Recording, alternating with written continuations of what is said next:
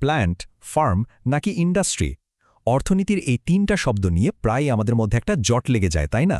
চলুন আজকে এই জটটা একদম সহজ করে খুলে ফেলা যাক। দেখুন, এই কনফিউশনটা হওয়া কিন্তু খুব স্বাভাবিক একটা ব্যাপার। অনেক সময় দেখা যায় কি বইয়ের ভাষায় জিনিসগুলো আরও একটু কঠিন হয়ে যায়। কিন্তু একদম চিন্তা করবেন না, আমরা খুবই সহজভাবে ব্যাপারটা বুঝব। আমি কথা দিতে পারি, এই আলোচনার পর প্ল্যান্ট, ফার্ম আর ইন্ডাস্ট্রি নিয়ে আর কোনোদিন কোনো দ্বিধা থাকবে না। একদম জলের মতো পরিষ্কার হয়ে যাবে। তো আর দেরি কিসের? চলুন শুরু করা যাক। যে কোনো বড় জিনিস বুঝতে হলে সবচেয়ে ভালো উপায় হলো এর একদম গোড়া থেকে, মানে সবচেয়ে ছোট অংশটা দিয়ে শুরু করা। আমাদের এই গল্পের সেই সবচেয়ে ছোট একক বা ইউনিটটাই হলো প্ল্যান্ট।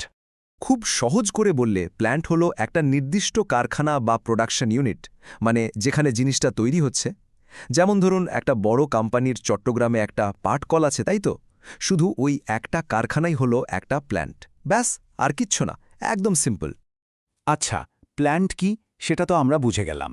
এবার তাহলে দেখা যাক এই প্ল্যান্টগুলো এক হয়ে কিভাবে একটা ফার্ম তৈরি করে। এই স্লাইডটার দিকে একটু তাকালেই কিন্তু বিষয়টা একদম পরিষ্কার। দেখুন, চট্টগ্রামে একটা ইউনিট, মানে একটা প্ল্যান্ট, খুলনায় আরেকটা প্ল্যান্ট, আবার ঢাকাও আরেকটা প্ল্যান্ট। এখন এই সবগুলো প্ল্যান্ট যখন একজন মালিকের আন্ডারে চলছে, তখন এই পুরো ব্যাপারটাকে একসাথে বলা হচ্ছে একটা ফার্ম। সোজা কথায়, মালিক একজন, কিন্তু তার কারখানা বা প্ল্যান্ট অনেকগুলো। এই সব মিলেই হলো একটা ফার্ম। বেশ, তাহলে প্ল্যান্ট আর ফার্মের ধারণা তো পরিষ্কার। এবার চলুন আমাদের গল্পের সবচেয়ে বড় ধাপে যাই। দেখি এই ফার্মগুলো মিলেমিশে কিভাবে একটা আস্ত শিল্প বা ইন্ডাস্ট্রি গড়ে তোলে।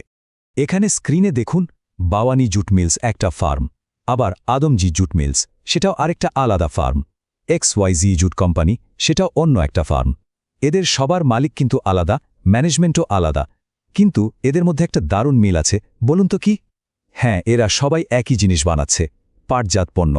তো একই রকম প্রোডাক্ট তৈরি করছে এমন সব ফার্মকে একসাথে মিলিয়েই বলা হয় একটা শিল্প। আমাদের এই উদাহরণের ক্ষেত্রে এটা হলো পাট শিল্প। এতক্ষণ ধরে আমরা যা যা আলোচনা করলাম সেগুলোকে এবার এক সুতোয় বাঁধার পালা, মানে এমন একটা সহজ সূত্রে নিয়ে আসা যেটা একবার মাথায় ঢুকে গেলে আর বেরোবে না। এই যে স্ক্রিনে দেখুন, এই সূত্রটাই হচ্ছে পুরো আলোচনার সারমর্ম। কয়েকটা প্লান্ট মিলে তৈরি হয় একটা ফার্ম, আর ঠিক তেমনি অনেকগুলো ফার্ম মিলে তৈরি হয় একটা শিল্প। হিসাবটা একদম সোজা। প্ল্যান্ট হলো সবার ছোট, তার উপরে ফার্ম, আর সবার উপরে হলো শিল্প। তাহলে ফার্ম আর শিল্পের মধ্যে মূল ফারাকটা ঠিক কোথায়? ব্যাপারটা হলো মালিকানা আর ব্যবস্থাপনার। যখন অনেকগুলো কারখানা বা ইউনিট একই মালিকের নিয়ন্ত্রণে থাকে, সেটা হলো একটা ফার্ম। আর যখন একই ধরনের পণ্য বানানো অনেকগুলো আলাদা আলাদা ফার্ম বাজারে থাকে, যাদের মালিকও ভিন্ন, তখন তাদের সবাইকে একসাথে বলা হয় শিল্প। শুধু সংজ্ঞা জানলেই তো হবে না, তাই না? বাস্তবে এই শিল্প বা ইন্ডাস্ট্রির বিষয়টা কেন এতখানি গুরুত্বপূর্ণ, চলুন এবার সেই দিকটা একটু দেখি। শুধু এই একটা সংখ্যা দেখুন, 97.35%। অবিশ্বাস্য, তাই না? 2022-23 অর্থবছরে বাংলাদেশের মোট যা রপ্তানি আয় তার প্রায় পুরোটাই, মানে 97%-এরও বেশি এসেছে শিল্প খাত থেকে। এটা দেখলেই বোঝা যায় একটা দেশের অর্থনীতিতে শিল্পের ভূমিকা ঠিক কতটা বিশাল। অর্থনীতির ভাষায় একটা শিল্পকে চেনার কিছু সহজ বৈশিষ্ট্য আছে।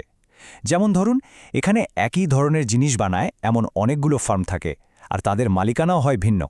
আর মজার ব্যাপারটা হলো, কোনো একটা ফার্ম একা একা পণ্যের দাম ঠিক করতে পারে না, বরং পুরো শিল্পের সমস্ত ফার্মের সাপ্লাই আর মার্কেটের ডিমান্ড মিলেই দামটা ঠিক হয়। আর এটা তো খুবই স্বাভাবিক যে পুরো শিল্পের মোট প্রোডাকশন যে কোনো একটা ফার্মের চেয়ে অনেক অনেক বেশি হবে। বিখ্যাত অর্থনীতিবিদ জোয়ান রবিনসনের একটা কথাতেই কিন্তু পুরো বিষয়টা চলে আসে। তিনি কি বলেছিলেন? বলেছিলেন, একই বাজারে একই রকম পণ্য তৈরি করে এমন সব ফার্মকে একসাথে করলেই সেটা শিল্প। মানে মূল বিষয় হলো পণ্য আর বাজারটা এক হতে হবে, মালিক ভালি ভিন্ন হোক। আচ্ছা, আমরা তো এতক্ষণ জানলাম যে অনেকগুলো ফার্ম মিলে একটা শিল্প তৈরি হয়। কিন্তু এমন কি হওয়া সম্ভব যে একটাই মাত্র ফার্ম আর সেটাই একটা পুরো শিল্প? একটু ভেবে দেখুন তো। অর্থনীতি দুনিয়ায় কিন্তু এই মজার ধাঁধারও একটা উত্তর আছে। আর সেই উত্তরটা জানলে হয়তো অনেকেই বেশ অবাক হবেন।